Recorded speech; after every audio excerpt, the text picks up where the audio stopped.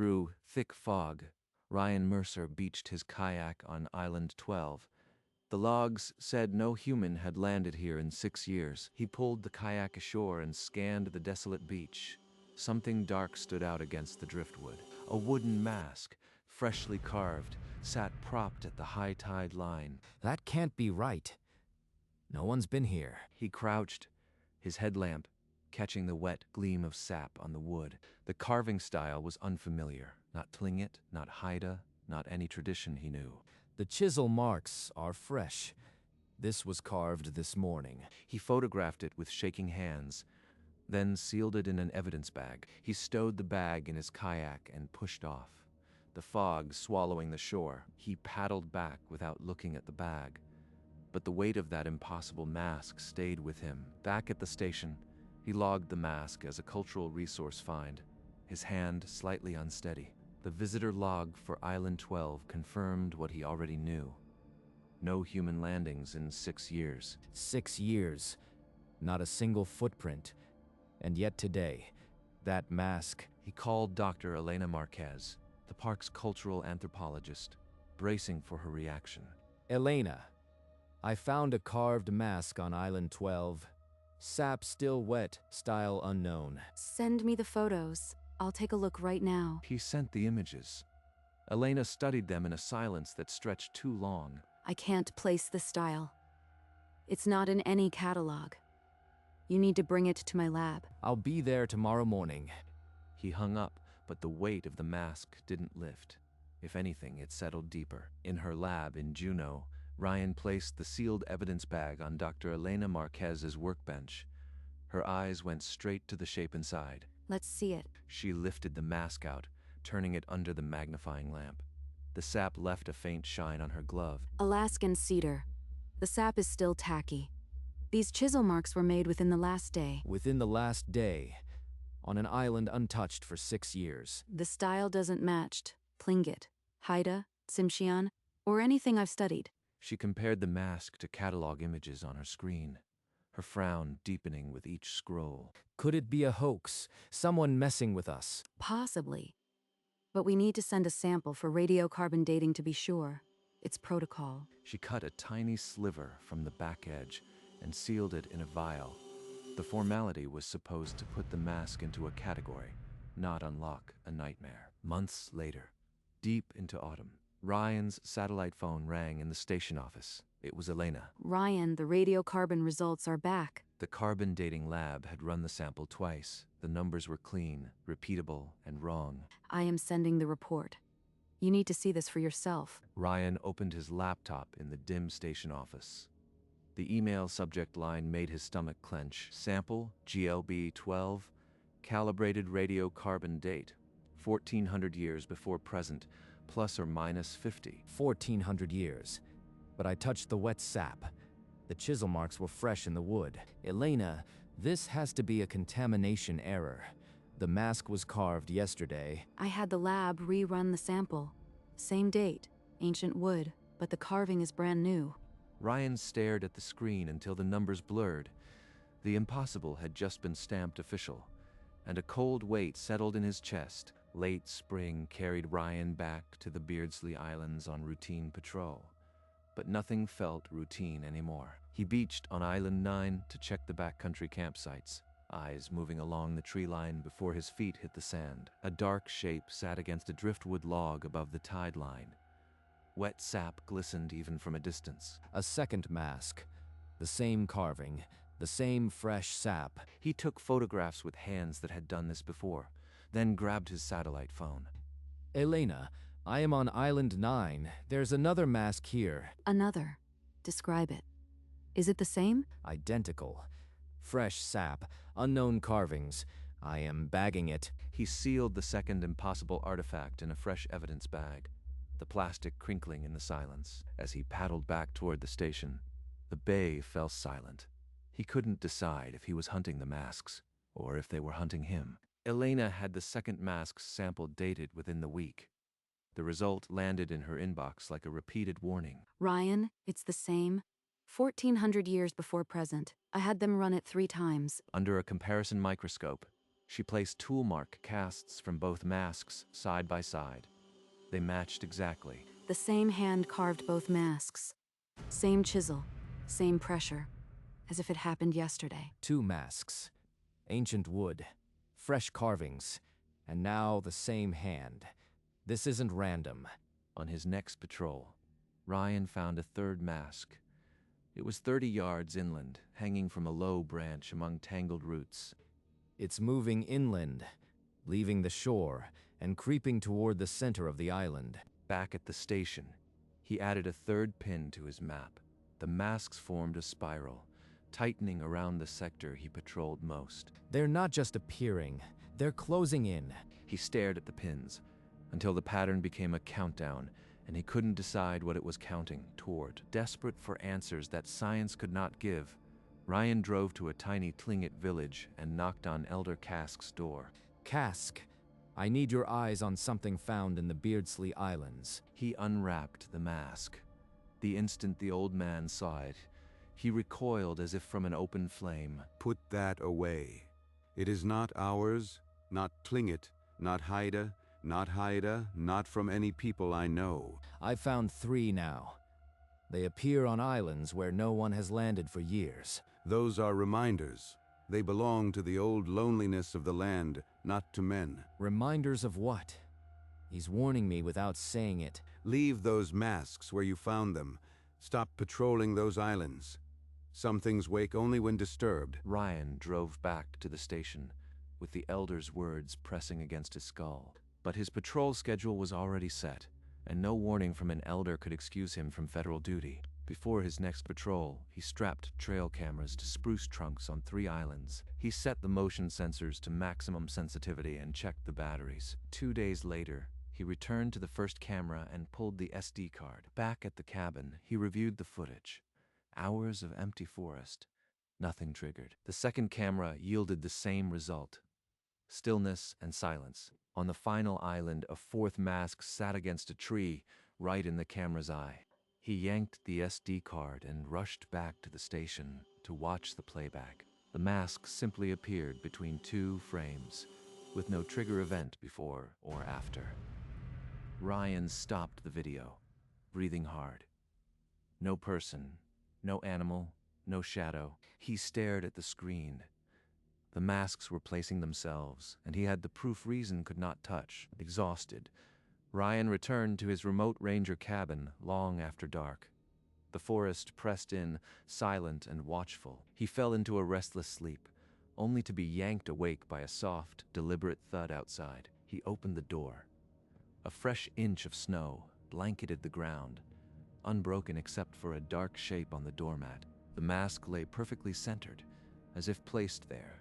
No footprints led to or from the door. It followed me. Now it's at my cabin. He backed inside, slammed the deadbolt, and grabbed the satellite phone with shaking fingers. Elena, there's a mask on my cabin step. Fresh snow. No footprints. No footprints? That's impossible. Are you safe? He described the mask, his voice cracking. She told him to stay inside and keep the door bolted. He didn't sleep. Every creak of the cabin became a threat, and the mask on his doorstep stared at the locked door. The next morning, Elena called his satellite phone. She had been digging through old Park Service archives and sounded shaken. Ryan, I found a sealed incident file from 1974. It's about a patrol that found masks in the Beardsley Islands. 1974. Tell me everything. Did they find the same masks? She sent him a grainy scan of an old photograph. 4 rangers in park uniforms, one holding a mask identical to the one on his cabin step. The mask in the photo had the same hollow eyes, the same unfamiliar carving. 3 of those rangers disappeared within a year. The 4th survivor is a man named Frank Dobson. So, this has happened before, and it ended with 3 missing men. The file says the masks started showing up with their names carved on the back. Then, they were gone. Ryan's hands went cold. He asked for Dobson's address, and Elena gave him the nursing home details. He didn't sleep that night either, but now he had a destination. He would drive out tomorrow. He drove through gray light until the nursing home appeared, a place that smelled of stale air and silence. Mr. Dobson, I am Ryan Mercer from Glacier Bay. I need your help. Ryan held up his phone, the photo of the mask filling the screen. The old man's face went slack, eyes widening with a terror decades old. Where did you get that? Dobson's voice was a hoarse whisper. He hadn't spoken of the masks in decades, but the image brought it all back. In '74, we found them on the islands. Then they followed us home. Our names appeared carved on the backs. Don't go back, transfer now. Disappear first. That's the only safety. He's telling me to run, and I believe him. Ryan pulled away, the old man's gaze burning into his back as he left the room. He decided on the drive back. He would request a permanent transfer out of Alaska within the day. He strode into Chief Sampson's office with the transfer request already printed and crisp in his hand. Chief, I need a permanent transfer out of Alaska, effective immediately. Mercer, you are one of my top rangers. What's going on? Personal reasons. I can't elaborate. I just need to leave. Sampson studied him with narrowed eyes, the kind that had seen rangers crack under pressure. Then he slowly nodded and pulled out the approval stamp.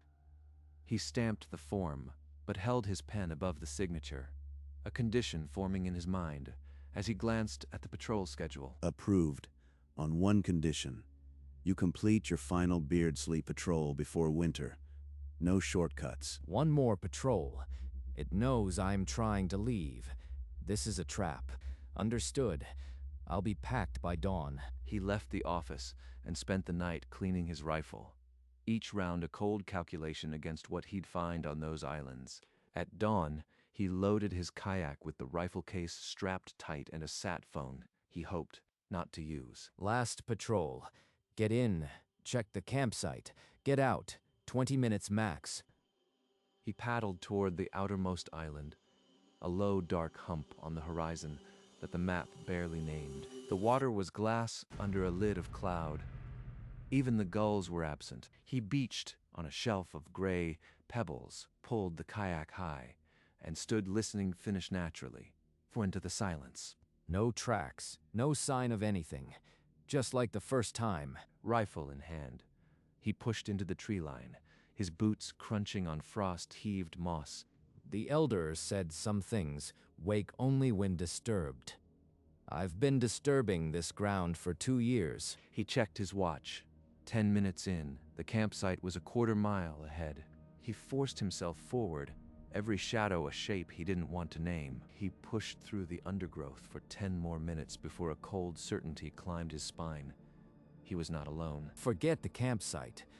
Every instinct is screaming to get back to the water. He turned before reaching the campsite and fought his way back, branches whipping his face. When he broke from the tree line, the bay spread before him, gray and still.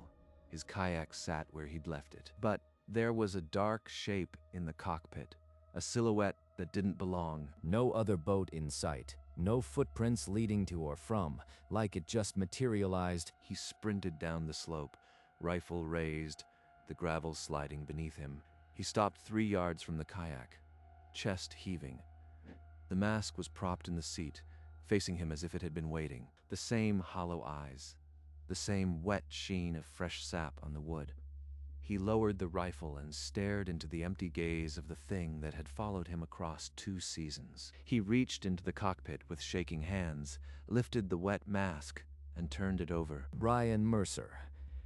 It carved my name in fresh block letters, the same as the masks from 1974. He dropped the mask onto the pebbles as if it were burning, stepping back in shock. His satellite phone was in his dry bag.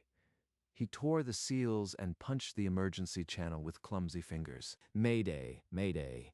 This is Ranger Mercer on the Beardsley Islands. I need immediate extraction. A mask.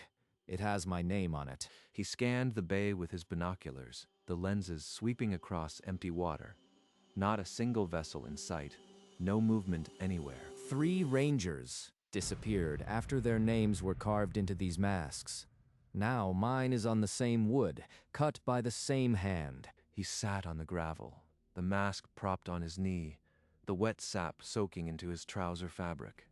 He couldn't look away from the letters. The bay remained empty, the silence broken only by his own ragged breathing and the distant sound of his own heartbeat. Far out, a dark shape appeared on the water, moving fast. Extraction was coming, but it felt like an age away. The rescue boat arrived. 2 rangers in orange suits stepped onto the gravel, their eyes going to the mask. They helped Ryan aboard in silence. The mask was sealed in a bag, but its presence filled the boat. The ride back was quiet. Ryan held the bag, his name visible, a countdown he couldn't stop. At the station, Sampson and 2 officials waited. The mask was set on the table between them. It has my name carved on the back, just like the masks that took those rangers. You are claiming this is the same phenomenon that took 3 rangers. Ryan nodded, his face drawn. The officials looked at each other, but no one dismissed him. I want my transfer approved now, and I am taking this with me. Sampson signed the papers. The transfer was effective immediately. He didn't touch the mask. Ryan took the bag and left. By sunset, he was on the highway south, the mask on the seat beside him. As Ryan drove south, his phone lit up with Elena's name. He answered, hearing strain in her voice. I ran the carbon dating on a tiny splinter from the back of your named mask. She sent the report to his phone. He pulled over, hands shaking as he opened it. 1400 years old. Yet the letters are modern English. It carved my name. The sap is fresh. The tool marks new. This is an impossibility by every scientific standard. Ryan, you need to destroy it. Burn it. I don't think it should be kept. If destroying it triggers something worse, I am dead. I am locking it away where it can't hurt anyone. He thanked her, ended the call, and sat in the car, the engine idling. Then he merged back onto the highway, the Alaskan mountains shrinking in the rearview mirror. The mask stayed beside him, sealed in the bag, but its weight was far heavier than cedar. He moved into a small house in a quiet Oregon town, a desk job at a national park visitor center waiting for him. The garage filled with moving boxes he never unpacked. On a high shelf, he placed a heavy pelican case with 2 padlocks. Inside, the mask sat in darkness, its hollow face pressed against the foam, sealed but not silenced. The first night, he heard a faint tapping from the garage, like wood dragging on concrete. He checked.